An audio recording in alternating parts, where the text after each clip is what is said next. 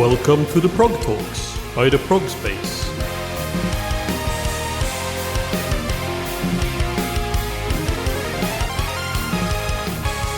Welcome to the Progtalks, an interview series by the Progspace where we will be talking to musicians in all corners of the progressive music scene.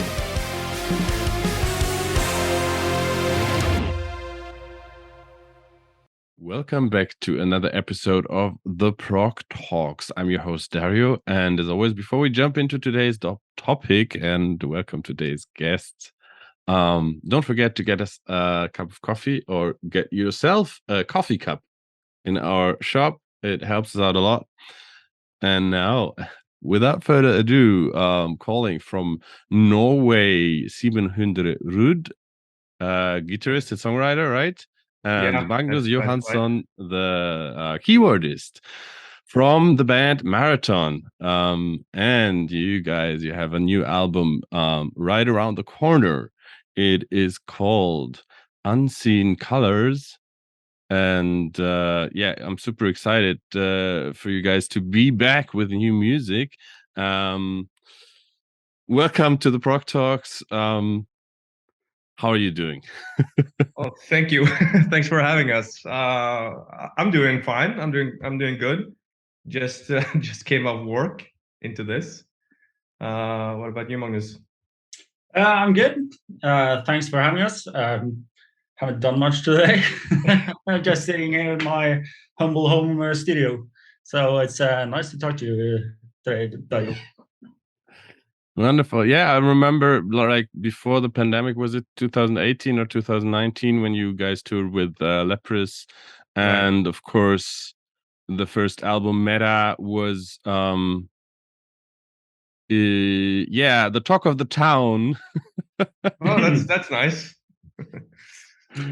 And I think you guys I mean, let's rehash a bit maybe the history of Maraton, because Meta was the first real album from Maraton, but the band has been going on for a lot longer than just like right before dropping the debut album.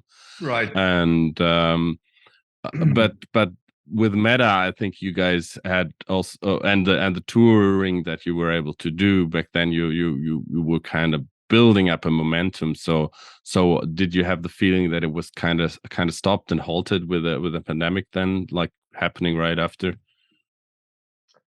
Well, you've been part of this longer than I have, Magnus, in terms of building stuff. If we go back to the history, maybe Simen, you can tell about the writing process of the first album. And sure. If you're going to look back at sort of the entire sort of timeline of the band, we started back in 2010. Yeah, actually. And if I remember right, you were part of it, and then you dropped out. Yeah, and so then I was part of it. I was one of came the back. Founding members, if you want to call it that, along with our current drummer Frank and a guy called Kevin, great bass player who was with us at the time, and Fredrik joined soon after. And we wrote and recorded Meta in like 2013, 2014, and sort of mixed it and mastered it. And I left not long after the first version of the album was finished in 2014.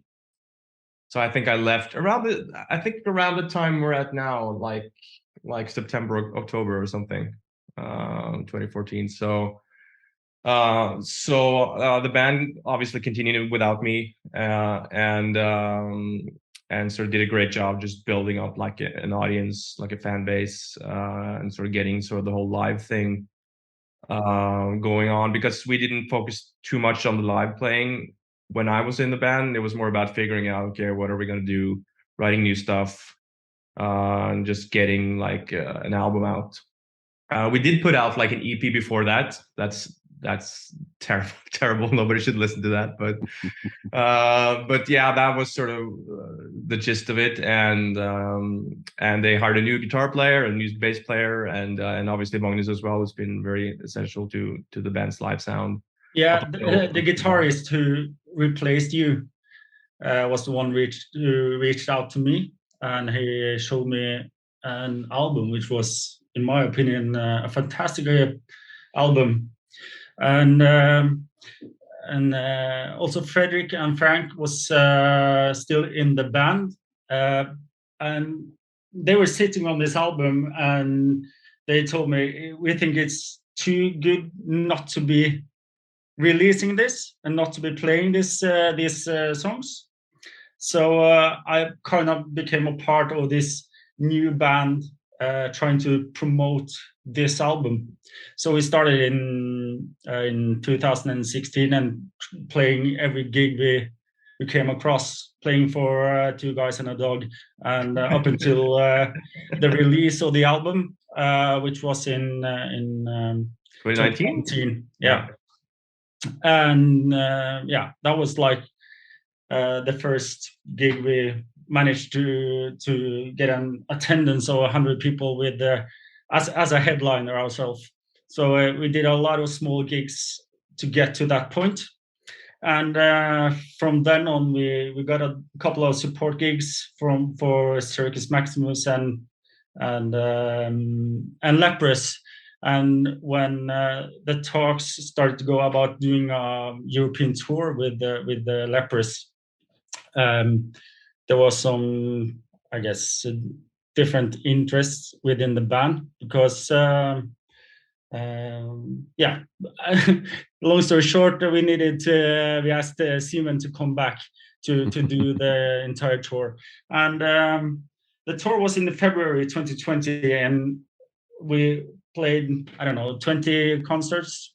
Yeah, so 25 shows. For us, natural break to start working on a new album once we finished that tour. So when you asked if the pandemic was bad for the band, I guess we would have a natural playing break during those months. And before we jump into the new album, there were a couple of after album singles, and then you kind of re-released the album as a Meta Plus, right?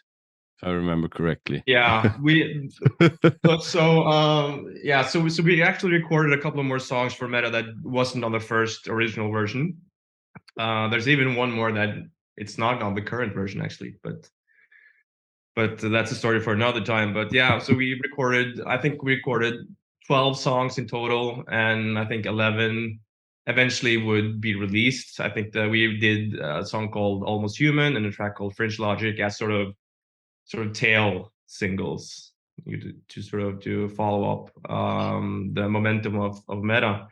And after that, our label Indie Recordings, they wanted to sort of consolidate everything into a sort of re-release. So we sort of settled on the name Meta Plus, which sort of, I guess, fit with the sort of the band's vibe. I think back then you didn't have to share the name of the album with one of the biggest social media platforms. That was my next point. Yeah, that was before the whole before the Suck decided to change the company name from Facebook to Meta. Yeah, obviously we would have never called it that. We knew that, but it's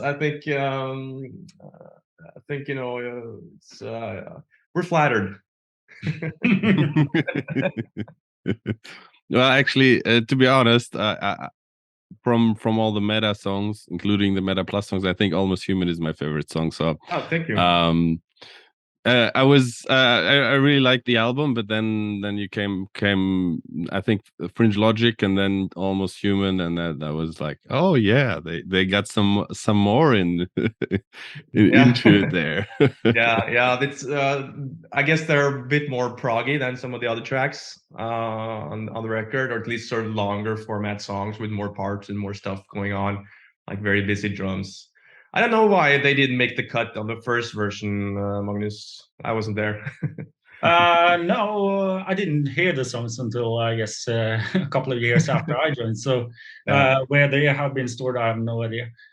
But they certainly fits being a part of the Meta era. Yeah. Totally. So it's good to have them released, and now we start on this new chapter. Yeah, I think that's a good way to put it. It sort of fit with the sort of meta era, I guess. But there were quite a few people who were like, "Oh God, these are songs from the new record or the next album number 2," and we're like, "No, no, Don't no, get too excited too fast. yeah. We haven't even started on that yet." So, but yeah, speaking of which, that's actually a good segue into talking about the new album, which is out the Friday after we released this episode, October 7th. right.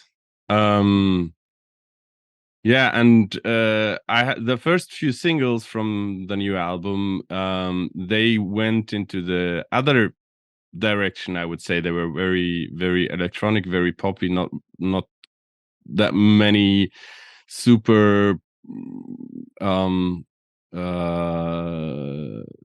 proggy parts. Well, they're proggy in a certain way, but maybe not really like super complex. They're just like but there is some crazy stuff on the album, some different stuff. So the when you decided on the singles, was it an obvious decision that you would go for the shorter, poppier songs?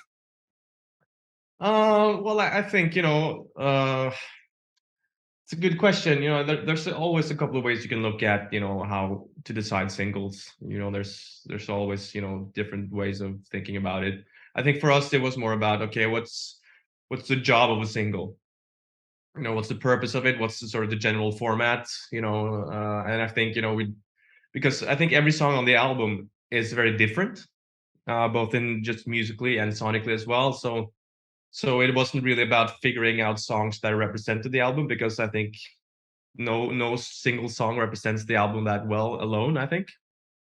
So it was more about, okay, let's just work with the format of a single and work with that sort of the job a single has to do, in terms of, getting on playlists and creating a buzz and gaining new fans and yeah, all that stuff. So I think we sort of figured, okay, these songs are the most, suitable for that job. I think that was our logic, Magnus, if I'm not wrong. Yeah. But that's not, the only way to do it. Obviously, there's been, famously like Bohemian Rhapsody, Muse, with Knights of Sidonia, and our single as well, the Spectral Friends, which is not like an obvious single candidate. I'm not comparing our song to those previous songs, but in terms of, selecting like an atypical single candidate, that can work sometimes as well. Yeah, well, Spectral Friends became somewhat of the band him, right? Especially live. And it's also by far your most played song on Spotify. by far, and I think, and I wasn't part of that decision to release that as a single, but I think that was, absolutely the right decision. But it's sort of a different way of thinking about it than we did with this record. But yeah, that was more or less the way we did it this time. Yeah, also with a couple of songs, we wanted to present a different side of the band by choosing the songs we actually did use as singles now. Yeah. Yeah. It's actually. I was very surprised. I mean, of course, I knew about the influence. I knew about the possibility that there's gonna be some more electronic stuff coming from a band like Maraton. But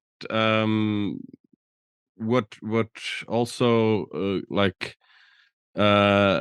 one thing I saw was that some of those song names are like pretty cryptic. So would you care explaining what a Boltzmann brain is? All right. Well, I think I was afraid you were going to ask that.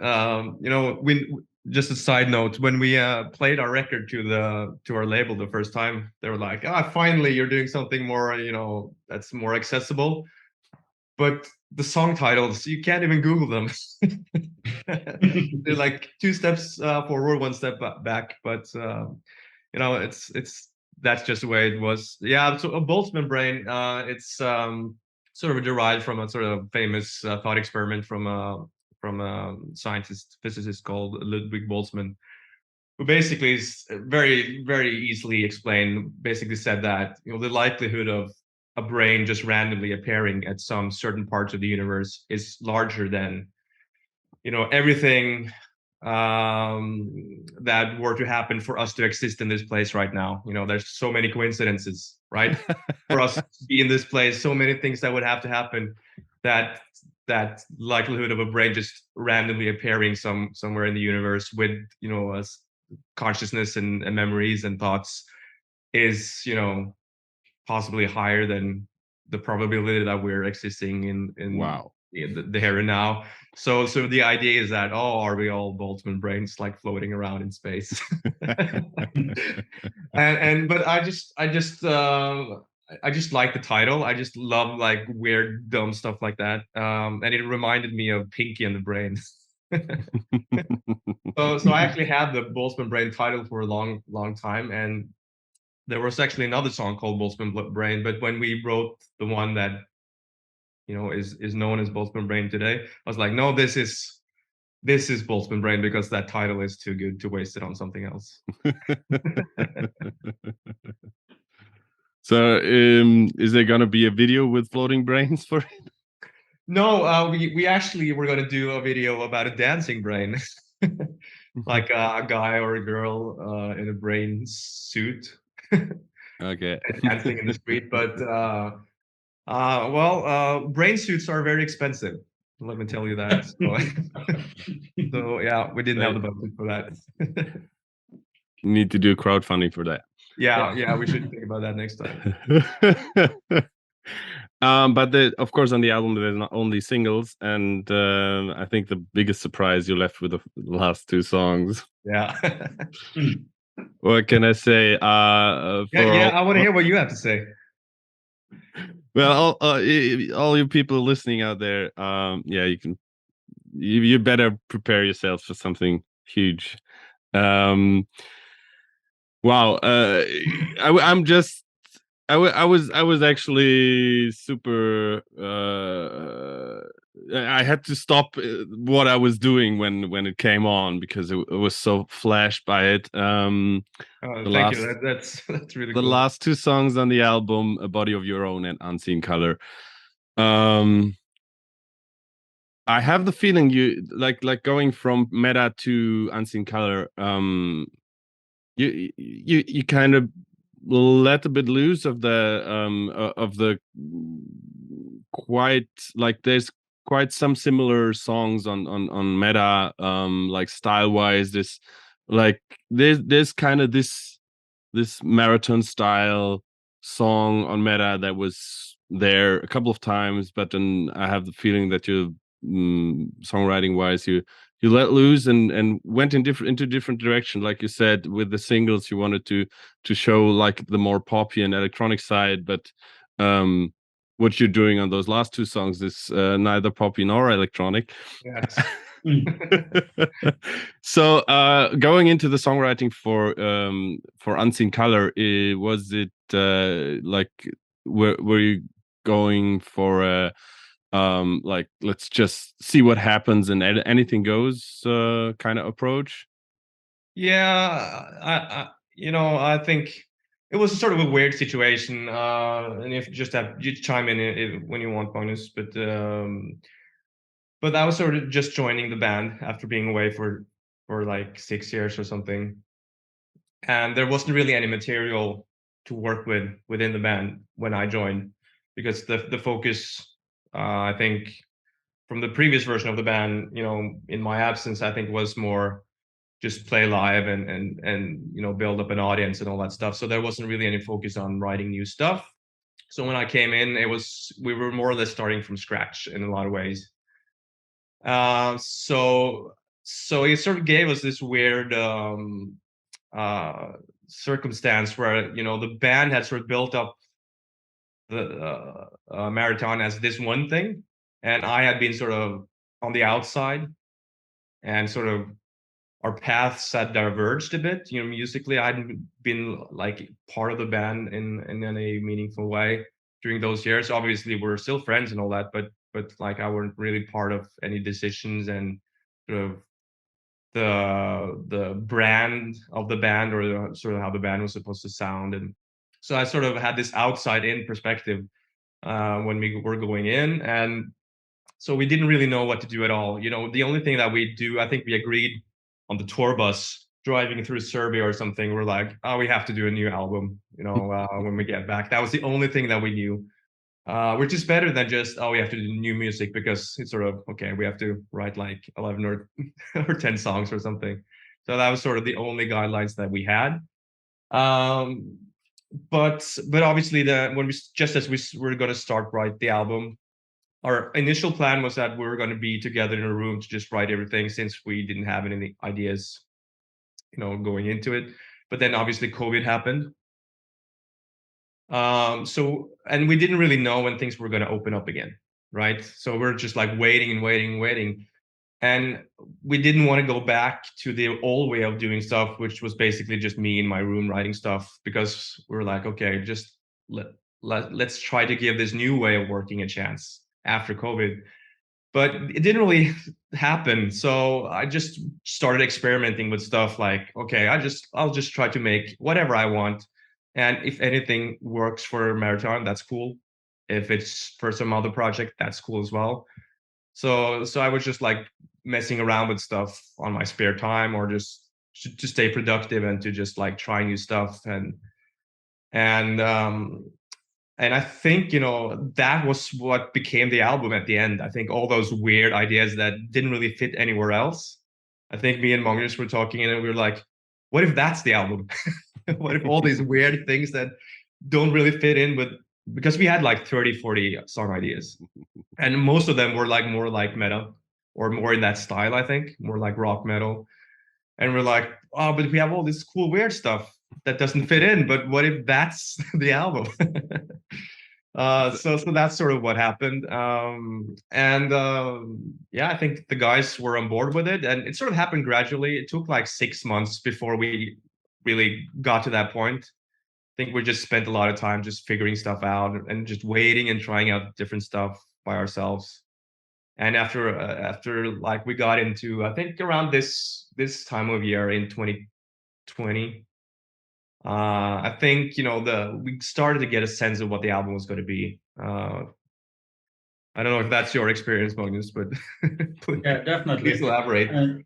At a point, you came up with this overall idea, which the rest of the band could relate and like us too. So then we went all in on that direction. So yeah, we loved a lot of the demos you came up with, and as you mentioned, some of them were really meta sounding, but overall we went for a different direction, and maybe there's a time and place for the other songs, but we'll see. Yeah. No, you know, it's never too late for anything.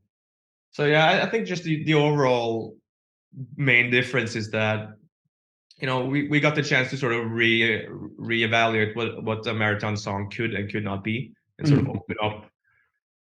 Because I think, you know, when we made the first record, we were quite young and, you know, insecure, and we're just like, okay, we just want to sound like the bands that we sound the most like already, right? And Muse, for example. Huh? Muse, yeah, for example. and like bands like 22 and a bunch of other stuff, and Mars Volta and whatever. But I think we're too afraid of adding more of ourselves into it, because in my mind it was like, oh, nobody else has done like a 1 minute dub reggae bass solo at the end of a rock song. So there's probably a good reason for that, because it's not a good idea. But now it's like, yeah, okay, just let's see what happens. And sure you know so when you brought in the songs, did you already have the vocal stuff for Fredrik lined out, or is that a lot of that coming from him, like over on top of your songwriting? Well, we don't have really any rules for making music in this band. It's just like the best stuff, or just whoever comes up with stuff. But because of COVID and whatever, it sort of became sort of natural that since I'm used to working that way on my own and just making like more or less complete songs, or at least somewhat complete demos.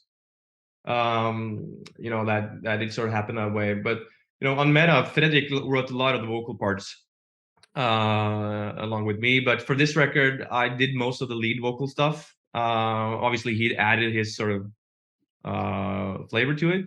But his main contribution, I think, was more the sort of the backing vocals and harmonies, and that's like his specialty. He's great with that stuff, and that was all him. He just like every like harmony and second voice and all that stuff. That's sort of all him. But I had a lot of the stuff in my head, or I had a sort of vision for the lead vocals, as I wrote the stuff.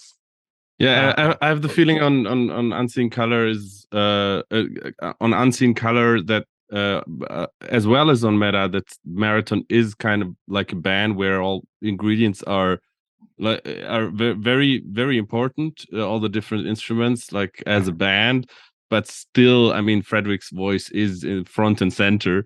Yeah, there's no way around it. And on Unseen Color, it shows once again. Yeah, I think the biggest difference is that on the first record, the stuff that I wrote for Fredrik, I didn't really necessarily think about, the key of the song and his vocal range and what he's best at. Obviously, he can do a lot, but everybody has sort of their preferred ranges of singing in. So I worked really hard, to write stuff that would work for him both tonally and musically as well. So that was a big difference. Instead of I was working with him and not against him, which I think was the case on the first record. But it still sounded good on the first record. But I think it felt more natural this time. Yeah, the penultimate song, the longest song on the album, A Body of Your Own, is of course there's like his performance is absolutely goosebump inducing. But not that's not the only like secret weapon of the song. I think the string arrangement is also fantastic. So is it programmed? Did you have real strings for that, or who is responsible for that? Yeah, Magnus.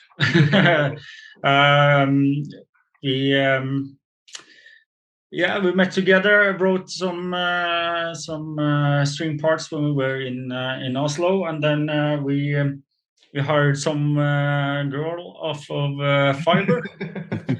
And an orchestra is expensive, Dario. So but one person can play multiple times. So she recorded, I don't know, was it 5 layers or something? Was it more? No, I know it was like 15, 16 layers of.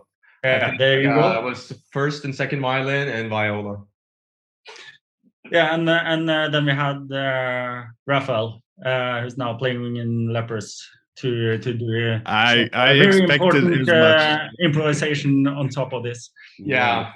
Yeah, so it was basically that we had like the demo had like an original basic string arrangement. And then Magnus is obviously trained in arrangement. He has like a master's degree or something, is that right? I don't know notes, but Magnus knows notes, so he's like, okay, this is wrong, Simen, this is wrong. So he like wrote out the notation for it, and like, oh, what about if you change this note to this, and like made it sound real, more or less, as opposed to my just like sitting in Pro Tools and just drawing MIDI lines. And to me, then we sent sounds refreshing. Breaking all the rules. It feels kind of refreshing when you break all the rules. yeah, it's fun, but I think when we're gonna have real musicians play it, it helps to have a professional or like a real sort of arrangement for it. So it's real strings. Yeah. Wonderful. I can't wait for people out there to hear it actually and I'll show it to people and say, hey, what do you think about this? Yeah. Talking about showing the music to people out there, any live plans already at this point, or you just like maybe preparing something already in the background? Yeah, we are working on a couple of shows in Norway this fall. One for the release party, which will happen in November. And hopefully we can do some touring in 2023. Yeah. So. Yeah. By the way, I just remembered that I think Lepros posted something that they still need a special guest for their European run.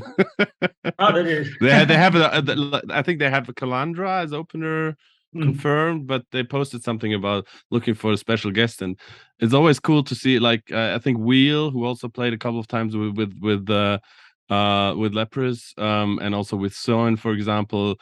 And also Lizard now playing with Zoen, that like from tour to tour they move up from opener to special guest. Yeah. So anyway, we'll see what happens. We're talking to those guys on and off, so who knows.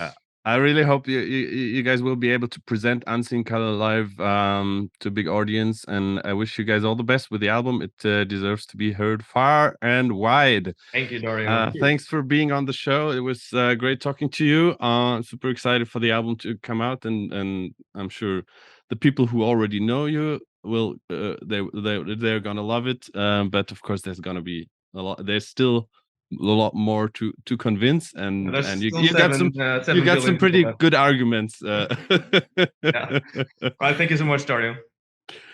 You guys out there, don't forget to follow Maraton on their socials to keep up to date what's happening in Maraton land, and also like upcoming live announcements and all that. We're going to find the links on screen and down in the description as always. And don't forget to follow us as well on our socials, and get us a cup of coffee or get yourself a cup or other merch stuff. Helps us out a lot. Thanks, guys. This was a really cool episode. I really enjoyed talking to you. Hope to see you on the road soon. Until then, take care of yourselves, take care of your loved ones, and keep spreading that prog love. The Progtalks, produced by the Progspace. Main host, Rune Belsvik Reinås. Produced by Rune Belsvik Reinås, Vanessa and Matthias Kirsch. All graphics and animations by Vanessa Kirsch. Intro theme by Giuseppe Negri. Outro theme by Zach Munowitz. This was the Progtalks by the Progspace. See you in a week.